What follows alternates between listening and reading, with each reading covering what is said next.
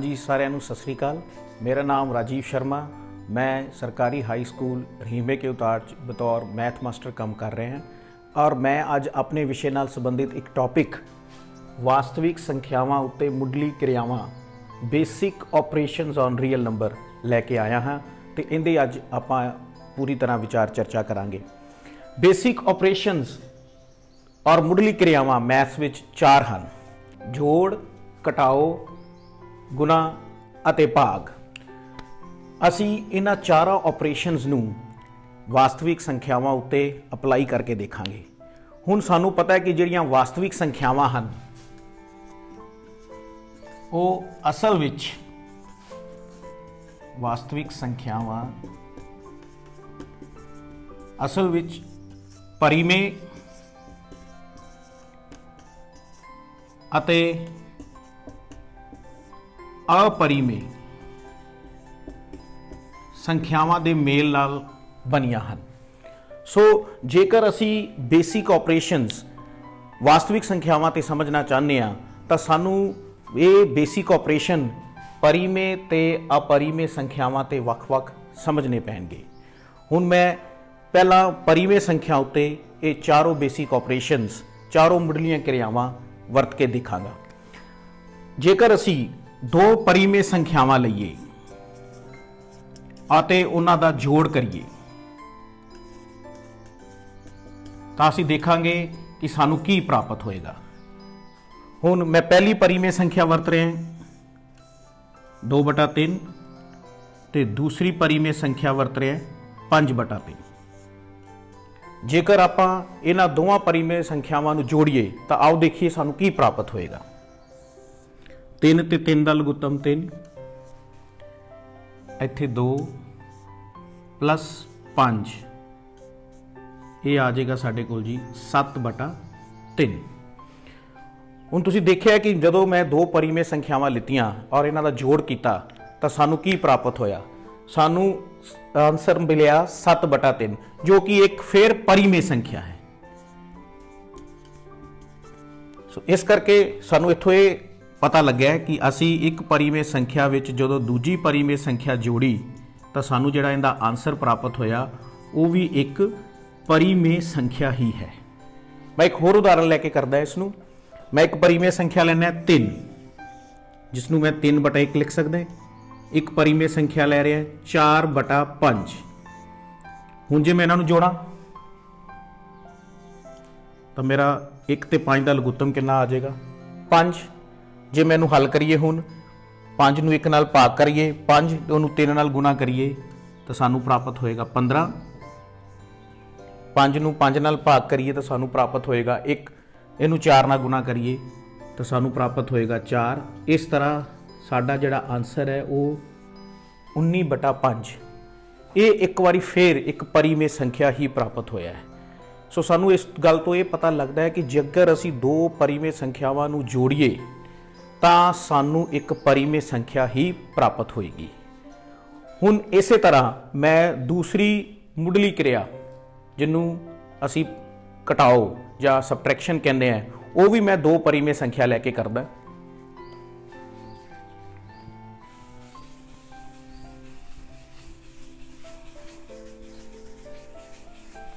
सो मैं दो परिमेय संख्यावां हुण वरतन लगा तो उन्होंने आपस में घटाओ करके देखांगा जी। सो मैं पहली परिमेय संख्या 5/7 अते दूसरी परिमेय संख्या 9/7 ये वरत रहा हाँ।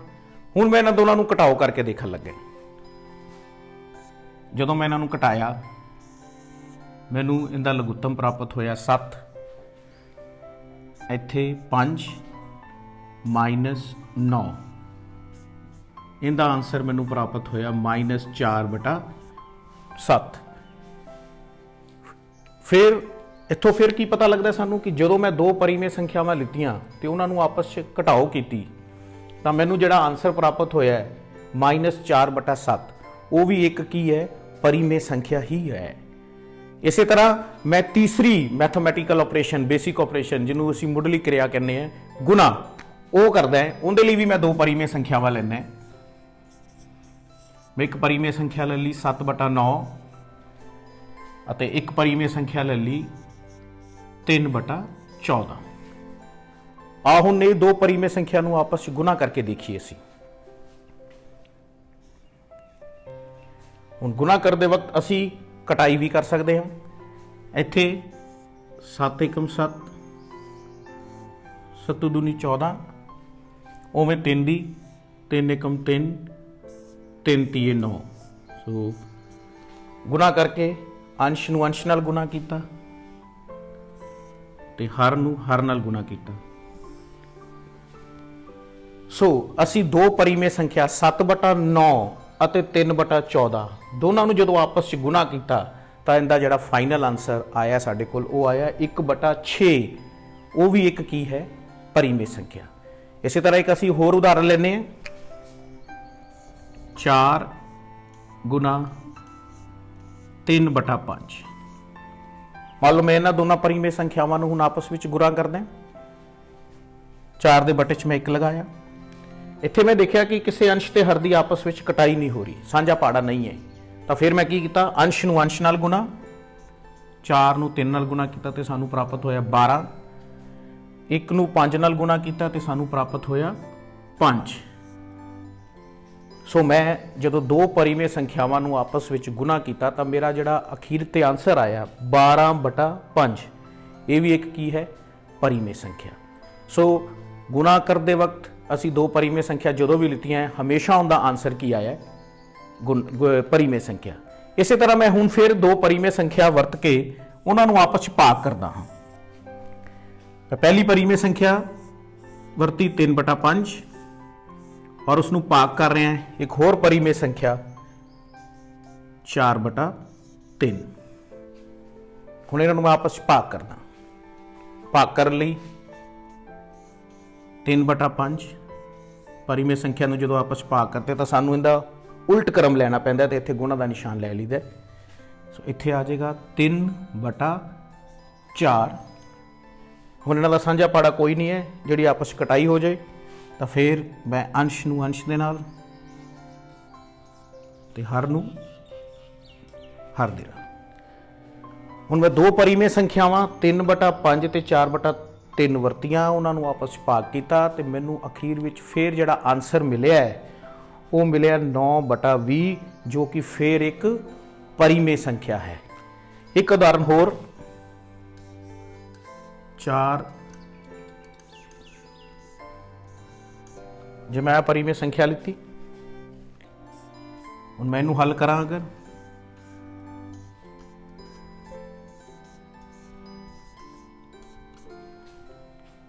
ਸੋ ਇੱਥੇ ਮੈਨੂੰ ਮਿਲ ਜਾਏਗਾ 8/3। ਸੋ ਪਿਆਰੇ ਵਿਦਿਆਰਥੀਓ, ਤੁਸੀਂ ਦੇਖਿਆ ਹੈ ਕਿ ਚਾਰੋਂ ਮੁੱਢਲੀ ਕਿਰਿਆਵਾਂ ਨੂੰ ਮੈਂ ਜਦੋਂ ਦੋ ਪਰਿਮੇय ਸੰਖਿਆਵਾਂ ਤੇ ਲਾਇਆ ਹੈ, ਚਾਹੇ ਮੈਂ ਜੋੜ ਕੀਤਾ ਦੋਵਾਂ ਨੂੰ, ਚਾਹੇ ਮੈਂ ਘਟਾਓ ਕੀਤੀ ਹੈ ਉਹਨਾਂ ਦੀ, ਚਾਹੇ ਗੁਣਾ ਕੀਤੀ ਹੈ, ਚਾਹੇ ਭਾਗ, ਲੇਕਿਨ ਜਦੋਂ ਵੀ ਮੈਂ ਦੋ ਪਰਿਮੇय ਸੰਖਿਆ ਵਰਤੀਆਂ ਹੈ ਉਹਨਾਂ ਦਾ ਆਨਸਰ ਜਿਹੜਾ ਲਾਸਟ ਵਿੱਚ ਆਇਆ ਉਹ ਸਾਨੂੰ ਇੱਕ ਪਰਿਮੇय ਸੰਖਿਆ ਹੀ ਪ੍ਰਾਪਤ ਹੋਇਆ ਹੈ। ਇਸ ਗੱਲ ਨੂੰ ਅਸੀਂ ਇੱਕ ਹੋਰ ਤਰੀਕੇ ਨਾਲ ਕਹਿ ਸਕਦੇ ਹਾਂ ਕਿ ਪਰਿਮੇय ਸੰਖਿਆਵਾਂ ਜੋੜ, ਘਟਾਓ, ਗੁਣਾ ਅਤੇ ਭਾਗ ਦੇ ਅੰਤਰਗਤ ਬੰਦ ਹਨ, ਜਿਹਨੂੰ ਇੰਗਲਿਸ਼ 'ਚ ਕਹਿ ਦਿੰਦੇ ਨੇ rational numbers are closed under addition, subtraction, multiplication and division. ਜਿਸ ਦਾ ਮਤਲਬ ਇਹ ਹੈ ਕਿ ਜੇ ਦੋ ਪਰਿਮੇय ਸੰਖਿਆਵਾਂ ਨੂੰ ਲਈਏ ਤੇ ਉਹਨਾਂ ਤੇ ਇਹ ਚਾਰੋਂ ਮੁੱਢਲੀ ਕਿਰਿਆਵਾਂ ਅਗਰ ਅਸੀਂ ਵਰਤੀਏ ਤਾਂ ਪਰਿਮੇय ਸੰਖਿਆ ਹੀ ਵਾਪਸ ਆਉਂਦਾ ਹੈ। ਚਾਹੇ ਸੰਖਿਆ ਕੋਈ ਹੋਰ ਬਣ ਜਾਂਦੀ ਹੈ ਪਰ ਉਹਦੀ ਕੈਟਾਗਰੀ ਉਹੀ ਰਹਿੰਦੀ ਹੈ। ਸੋ ਇਸ ਨੂੰ ਅਸੀਂ ਕਹਿ ਦਿੰਦੇ ਹਾਂ ਕਿ ਪਰਿਮੇय ਸੰਖਿਆ ਜੋੜ, ਘਟਾਓ, ਗੁਣਾ ਅਤੇ ਭਾਗ ਦੇ ਅੰਤਰਗਤ ਬੰਦ ਹਨ। They are closed under addition, subtraction, multiplication and division। ਪਰ ਇੱਥੇ ਇੱਕ ਗੱਲ ਦਾ ਧਿਆਨ ਰੱਖਣਾ ਹੈ ਕਿ ਜਦੋਂ ਅਸੀਂ ਦੋ ਪਰਿਮੇय ਸੰਖਿਆਵਾਂ ਨੂੰ ਭਾਗ ਕਰਨੇ ਆ ਤਾਂ ਜਿਹੜਾ ਭਾਜਕ ਹੈ ਦੂਸਰੇ ਨੰਬਰ ਤੇ 2/5 ਹੈ, ਜਿਹੜਾ ਭਾਜਕ ਹੈ ਇਹ 0 ਨਹੀਂ ਹੋਣਾ ਚਾਹੀਦਾ। 0 ਨੂੰ ਛੱਡ ਕੇ ਜਿਹੜੀ ਮਰਜ਼ੀ ਪਰਿਮੇय ਸੰਖਿਆ ਹੋਵੇ, ਕਿਉਂਕਿ 0 ਨੂੰ ਵੀ ਅਸੀਂ ਇੱਕ ਪਰਿਮੇय ਸੰਖਿਆ ਹੀ ਕਹਿੰਦੇ ਆ, ਕਿਉਂਕਿ 0 ਨੂੰ ਅਸੀਂ 0/1 ਕਹਿੰਦੇ ਆ। ਇਸ ਗੁਣ ਨੂੰ ਅਸੀਂ ਕੀ ਕਹਿੰਦੇ ਆ ਕਿ ਜਦੋਂ ਪਰਿਮੇय ਸੰਖਿਆਵਾਂ ਨੂੰ ਜੋੜੀਏ, ਘਟਾਈਏ, ਗੁਣਾ ਕਰੀਏ ਤੇ ਭਾਗ ਕਰੀਏ ਤਾਂ ਸਾਨੂੰ ਪਰਿਮੇय ਸੰਖਿਆ ਹੀ ਪ੍ਰਾਪਤ ਹੁੰਦੀ ਹੈ। ਇਸ ਕੰਡੀਸ਼ਨ ਨੂੰ ਛੱਡ ਕੇ ਕਿ ਭਾਜਕ ਜਿਹੜਾ ਸਾਡਾ ਉਹ 0 ਨਹੀਂ ਹੋਣਾ ਚਾਹੀਦਾ। ਇਸ ਨੂੰ ਅਸੀਂ ਸਮਾਪਨ ਗੁਣ ਕਹਿ ਦਿੰਦੇ ਹਾਂ। ਸਮਾਪਨ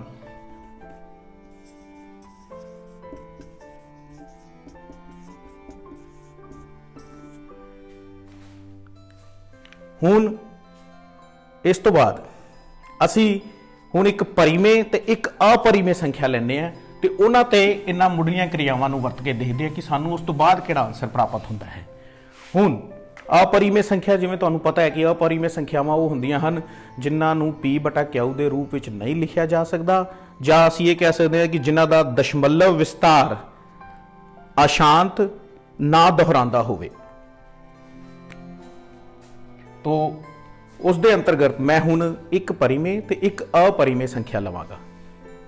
ਸੋ ਮੈਂ 4 ਜਿਹੜੀ ਕਿ ਪਰਿਮੇय ਸੰਖਿਆ ਹੈ ਅਤੇ ਵਰਗਮੂਲ 2 ਇੱਕ अपरिमेय ਸੰਖਿਆ ਹੈ। ਪਰਿਮੇय ਤੇ ਵਰਗਮੂਲ 2 अपरिमेय। ਹੁਣ ਮੈਂ ਇਹਨਾਂ ਦੋਨਾਂ ਨੂੰ ਜੋੜਦਾ ਤੇ ਮੈਂ ਵੇਖਦਾ ਕਿ ਇਹਨਾਂ ਦਾ ਆਨਸਰ ਅਖੀਰ ਵਿੱਚ ਕੀ ਆਏਗਾ। ਹੁਣ ਵਰਗਮੂਲ 2 ਜਿਹੜਾ ਹੈ ਉਹ ਇੱਕ अपरिमेय ਸੰਖਿਆ ਹੈ।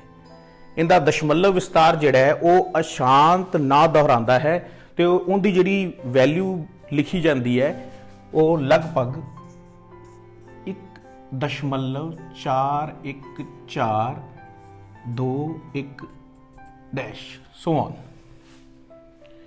ਮਤਲਬ ਇਸ ਦਾ ਦਸ਼ਮਲਵ ਅਸ਼ਾਂਤ ਅਤੇ ਨਾ ਦੁਹਰਾਉਂਦਾ ਹੈ। ਹੁਣ ਇਹਨਾਂ ਨੂੰ ਜੋੜੀਏ ਅਸੀਂ, ਜੇ ਅਸੀਂ ਇਹਨਾਂ ਨੂੰ ਜੋੜਾਂਗੇ ਤਾਂ ਸਾਨੂੰ 5.141421 ਲਗਭਗ ਐਂਡ ਸੋ ਔਨ। ਮਤਲਬ 4 ਪਲੱਸ ਵਰਗਮੂਲ 2 ਨੂੰ ਜੇ ਅਸੀਂ ਜੋੜੀਏ ਤਾਂ ਲਗਭਗ ਉਹਦਾ ਜਵਾਬ 5.41421 ਸੋ ਔਨ ਆਏਗਾ। ਮੀਨ ਇਹਦਾ ਆਨਸਰ ਵੀ ਇੱਕ ਅਸ਼ਾਂਤ ਅਤੇ ਨਾ ਦੁਹਰਾਉਂਦਾ ਦਸ਼ਮਲਵ ਆਇਆ। ਕਹਿਣ ਦਾ ਭਾਵ ਇਹ ਹੈ ਕਿ ਜੇ ਇਸ ਨੂੰ ਅਸੀਂ ਇੱਕ ਸੰਖਿਆ ਮੰਨੀਏ ਤਾਂ 4 ਪਲੱਸ ਵਰਗਮੂਲ 2 ਇੱਕ ਕਿਹੜੀ ਸੰਖਿਆ ਆ ਜਾਏਗੀ? अपरिमेय। ਮੀਨਸ ਜੇ ਅਸੀਂ ਇੱਕ ਪਰਿਮੇय ਤੇ ਇੱਕ अपरिमेय ਸੰਖਿਆ ਨੂੰ ਆਪਸ ਵਿੱਚ ਜੋੜੀਏ ਤਾਂ ਸਾਨੂੰ ਕੀ ਪ੍ਰਾਪਤ ਹੋਏਗਾ? अपरिमेय। ਅਸੀਂ ਹੋਰ ਵੀ ਉਦਾਹਰਨਾਂ ਲੈ ਸਕਦੇ ਹਾਂ ਤੇ ਜਦੋਂ ਵੀ ਅਸੀਂ ਜਿਹੜੀ ਮਰਜ਼ੀ ਉਦਾਹਰਨ ਲੈ ਲਈਏ ਜਿੰਦੇ ਵਿੱਚ ਇੱਕ ਸੰਖਿਆ ਪਰਿਮੇय ਹੋਵੇ ਤੇ ਇੱਕ अपरिमेय, ਜਦੋਂ ਤੁਸੀਂ ਉਹਨਾਂ ਦਾ ਜੋੜ ਕਰੋਗੇ, ਜਿਹੜਾ ਉਹਦਾ ਜੋੜ ਹੈ ਜੇ ਦਸ਼ਮਲਵ ਰੂਪ ਵਿੱਚ ਕਰੋਗੇ ਤਾਂ ਜੁੜ ਕੇ ਉਹ ਇੱਕ अपरिमेय ਸੰਖਿਆ ਹੀ ਦੇਗਾ। ਇਸੇ ਤਰ੍ਹਾਂ ਅਸੀਂ ਘਟਾਓ ਕਰੀਏ, ਅਗਰ ਮੰਨ ਲਓ ਮੈਂ 4 ਮਾਈਨਸ ਵਰਗਮੂਲ 3 ਲੈਣਾ, ਹੁਣ ਇਹਦਾ ਅਗਰ ਅਸੀਂ ਜਵਾਬ ਕੱਢਣ ਦੀ ਕੋਸ਼ਿਸ਼ ਕਰੀਏ, ਜੇ ਅਸੀਂ ਇਹਦੀ ਕੋਸ਼ਿਸ਼ ਕਰੀਏ ਤਾਂ ਇਹਦੀ ਘਟਾਓ ਪੋਸੀਬਲ ਨਹੀਂ ਹੈ। ਅਸੀਂ ਪੋਸੀਬਲ ਤਾਂ ਹੀ ਹੈ ਕਿ ਜੇ ਇਹਨੂੰ ਮੈਂ ਦਸ਼ਮਲਵ ਰੂਪ ਵਿੱਚ ਲਿਖਾਂ ਤੇ ਇਹਦਾ ਦਸ਼ਮਲਵ ਰੂਪ ਵੀ ਲਗਭਗ 1.732 ਹੁਣ ਤੁਸੀਂ ਇਹਨੂੰ ਇਹਦੇ ਚ ਘਟਾ ਕੇ ਦੇਖ ਲਓ। 732 ਤਾਂ ਸਾਡੇ ਕੋਲ ਜਿਹੜਾ ਇਹਦਾ ਆਨਸਰ ਆਏਗਾ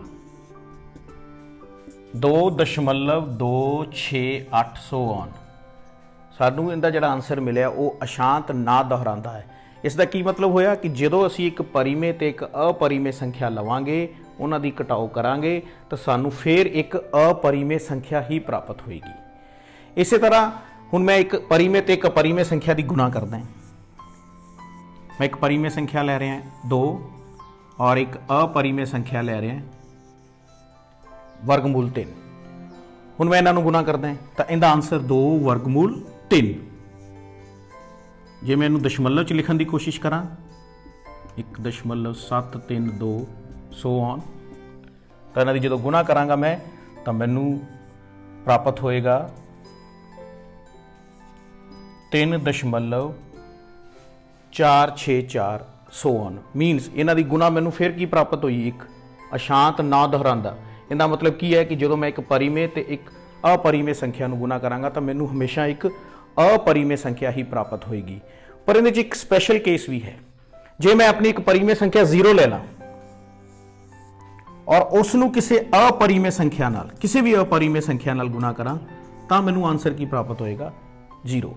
ਸੋ ਸਾਡੀ ਗੁਣਾ ਦੇ ਵਿੱਚ परिमेय ते अपरिमेय संख्या च हमेशा अपरिमेय संख्या ही आती है, पर जे परिमेय संख्या असी 0 ले लीए तो फिर इन्हां दी गुणा जिहड़ी है वो एक परिमेय संख्या ही आएगी, क्योंकि साडे कोल आंसर 0 आएगा तो 0 एक परिमेय संख्या ही है।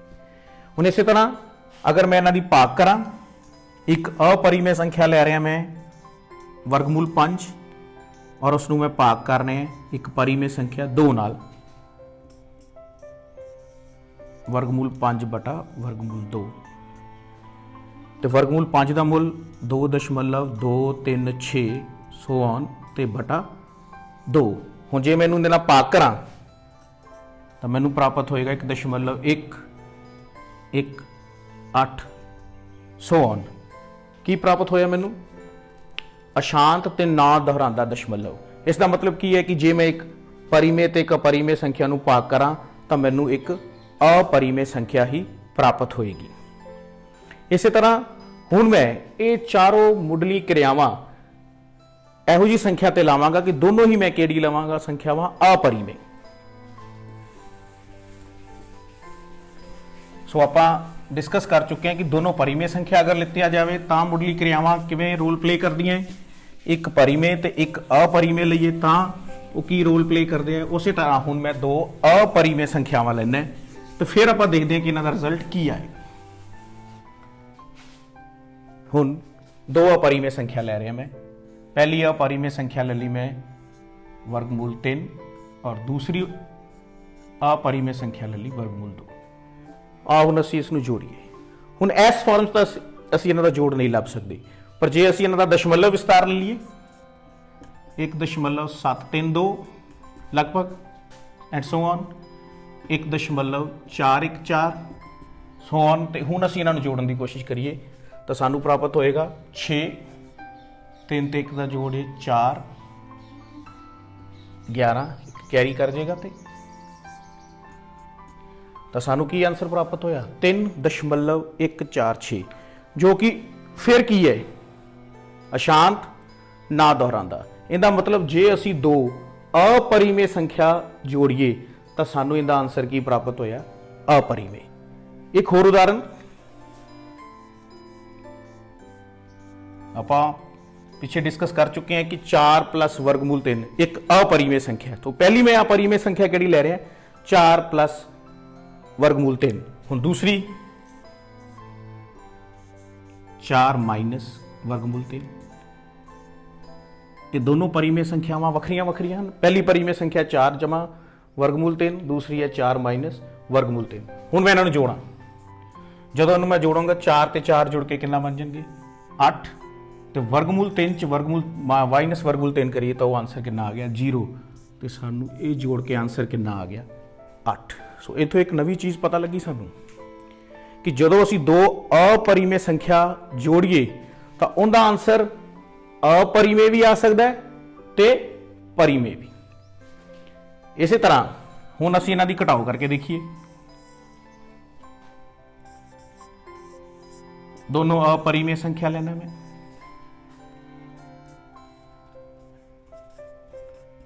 Plus minus 1.414। हुण जे मैं इन्हां नूं घटा के देखा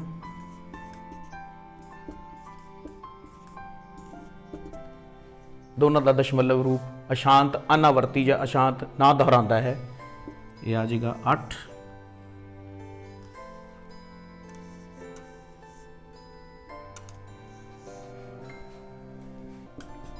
इनका आंसर आ गया जी 0.318।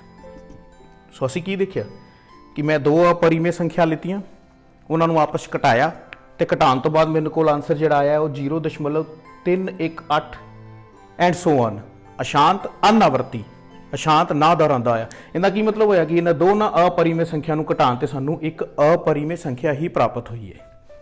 एक होर उदाहरण 5 प्लस वर्गमूल 2 साड़ी पहली अपरिमेय संख्या है। हुण इहदे चों मैं घटाण लग्या जी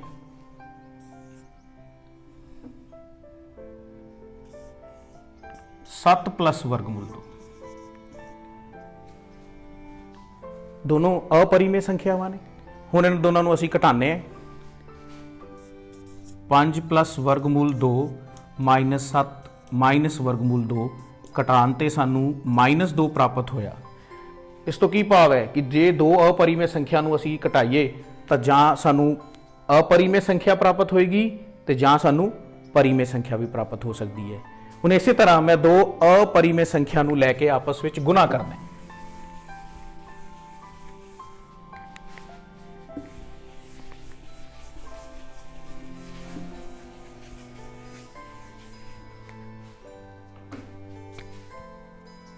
ਹੁਣ ਇੱਕ अपरिमेय संख्या मैं वर्गमूल 3 ਤੇ ਇੱਕ अपरिमेय संख्या वर्गमूल 5 ਲੈਣਾ।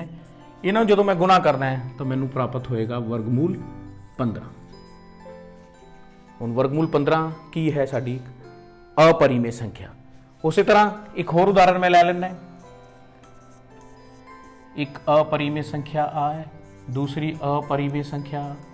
ਹੁਣ ਇਹਨਾਂ ਨੂੰ ਆਪਸ ਗੁਣਾ ਕਰੀਏ ਤਾਂ ਇਹਦੇ ਵਿੱਚ ਸਾਡਾ ਆ ਫਾਰਮੂਲਾ ਲੱਗ ਜਾਏਗਾ ਕਿ a + b ਤੇ a - b। ਇਹਨਾਂ ਨੂੰ ਜਦੋਂ ਅਸੀਂ ਆਪਸ ਵਿੱਚ ਗੁਣਾ ਕਰੀਏ ਤਾਂ ਸਾਡਾ ਆਨਸਰ ਆਉਂਦਾ ਹੈ a ਦਾ ਵਰਗ - b ਦਾ ਵਰਗ। ਸੋ ਇਹਨੂੰ ਜਦੋਂ ਇਹਦੇ ਤੇ ਅਪਲਾਈ ਕੀਤਾ 2 ਦਾ ਵਰਗ वर्गमूल 3 ਦਾ ਵਰਗ, 2 ਦਾ ਵਰਗ 4, वर्गमूल 3 ਨੂੰ वर्गमूल 3 ਨਾਲ ਗੁਣਾ ਕੀਤਾ वर्गमूल 9, ਜਿਹੜਾ ਕਿ ਹੱਲ ਹੋ ਕੇ ਸਾਨੂੰ 3 ਦੇ ਦਿੰਦਾ ਹੈ ਤੇ ਇਹਨਾਂ ਦੀ ਗੁਣਾ -1। ਇਹਦਾ ਮਤਲਬ ਜਦੋਂ ਅਸੀਂ ਦੋ अपरिमेय ਸੰਖਿਆਵਾਂ ਨੂੰ ਆਪਸ ਵਿੱਚ ਗੁਣਾ ਕਰੀਏ ਤਾਂ ਸਾਨੂੰ परिमेय ਸੰਖਿਆ ਵੀ ਪ੍ਰਾਪਤ ਹੋ ਸਕਦੀ ਹੈ ਤੇ अपरिमेय ਸੰਖਿਆ ਵੀ ਪ੍ਰਾਪਤ ਹੋ ਸਕਦੀ ਹੈ। ਇਸੇ ਤਰ੍ਹਾਂ ਭਾਗ ਜਦੋਂ ਅਸੀਂ ਕਰਾਂਗੇ वर्गमूल 3 ਨੂੰ ਮੈਂ वर्गमूल 2 ਨਾਲ ਭਾਗ ਕਰਦਾ ਤਾਂ ਮੇਰੇ ਕੋਲ ਆਨਸਰ ਆਏਗਾ वर्गमूल 3 ਬਟਾ वर्गमूल 2। ਇਹ ਵੀ ਇੱਕ अपरिमेय ਸੰਖਿਆ ਹੀ ਹੋਏਗੀ। ਔਰ ਜੇ ਮੈਂ ਇਸ ਤਰ੍ਹਾਂ ਦੀ ਇੱਕ ਉਦਾਹਰਨ ਲੈ ਲਵਾਂ, ਇਹ ਦੋਨੋਂ अपरिमेय ਸੰਖਿਆ ਵੱਖ-ਵੱਖ ਨੇ। ਆ ਹੈ वर्गमूल 3 ਤੇ ਆ 3 वर्गमूल 3। ਜੇ ਮੈਂ ਇਹਨਾਂ ਨੂੰ ਭਾਗ ਕਰਾਂ ਤਾਂ ਮੇਰਾ ਆਨਸਰ 1/3 ਪ੍ਰਾਪਤ ਹੋਏਗਾ। ਸੋ ਅਖੀਰ ਵਿੱਚ ਮੈਂ ਇਹ ਕਹਿ ਸਕਦਾ ਹਾਂ ਕਿ ਜਦੋਂ ਅਸੀਂ ਦੋ अपरिमेय ਸੰਖਿਆ ਨੂੰ ਆਪਸ ਵਿੱਚ ਜੋੜ, ਘਟਾਓ, ਭਾਗ ਜਾਂ ਗੁਣਾ ਕਰੀਏ ਤਾਂ ਸਾਨੂੰ ਜਿਹੜਾ ਆਨਸਰ ਮਿਲਦਾ ਹੈ ਉਹ परिमेय ਸੰਖਿਆ ਵੀ ਹੋ ਸਕਦਾ ਹੈ ਤੇ अपरिमेय ਸੰਖਿਆ ਹੋ ਸਕਦਾ ਹੈ। ਸੋ ਜਿਹੜਾ ਬੇਸਿਕ ਆਪਰੇਸ਼ਨ ਔਰ ਰੀਅਲ ਨੰਬਰਸ ਹੈ ਉਸ ਦੇ ਲਈ ਸਾਨੂੰ परिमेय ਤੇ अपरिमेय ਸੰਖਿਆ ਦੇ ਬੇਸਿਕ ਆਪਰੇਸ਼ਨਸ ਨੂੰ ਸਮਝਣਾ ਬਹੁਤ ਜ਼ਰੂਰੀ ਸੀ। ਔਰ ਪਿਆਰੇ ਬੱਚਿਓ, ਮੈਨੂੰ ਪੂਰੀ ਉਮੀਦ ਹੈ ਕਿ ਤੁਹਾਨੂੰ ਇਸ ਲੈਕਚਰ ਦੀ ਪੂਰੀ ਸਮਝ ਲੱਗ ਗਈ ਹੈ ਤੇ ਤੁਸੀਂ ਇਸ ਮੁੱਢਲੀ ਕਿਰਿਆਵਾਂ ਦੀ ਸਮਝ ਨੂੰ ਆਪਣੇ ਕੁਐਸਚਨਾਂ ਵਿੱਚ ਲਾ ਕੇ ਆਪਣੇ ਮੈਥਸ ਵਿੱਚ ਵੱਧ ਤੋਂ ਵੱਧ ਸਕੋਰ ਕਰਨ ਦੀ ਕੋਸ਼ਿਸ਼ ਕਰੋਗੇ। ਸੋ ਜਾਂਦੇ ਬੱਚਿਓ, ਮੈਂ ਤੁਹਾਨੂੰ ਇਹ ਕਹਿਣਾ ਚਾਹੁੰਦਾ ਕਿ ਤੁਸੀਂ ਇਹ ਮੇਰਾ ਲੈਕਚਰ ਜਿਹੜਾ ਹੈ ਕਿਸ ਤਰ੍ਹਾਂ ਦਾ ਹੈ ਉਹਨੂੰ ਤੋਂ ਇੱਕ ਕਮੈਂਟ ਕਰਕੇ ਜ਼ਰੂਰ ਦੱਸਣਾ ਹੈ ਤੇ ਹੋਰ ਕਲਾਸਾਂ ਵੇਖਣ ਵਾਸਤੇ ਤੁਸੀਂ ਇਸ ਚੈਨਲ ਨੂੰ ਜ਼ਰੂਰ ਸਬਸਕ੍ਰਾਈਬ ਕਰੋ। Thank you.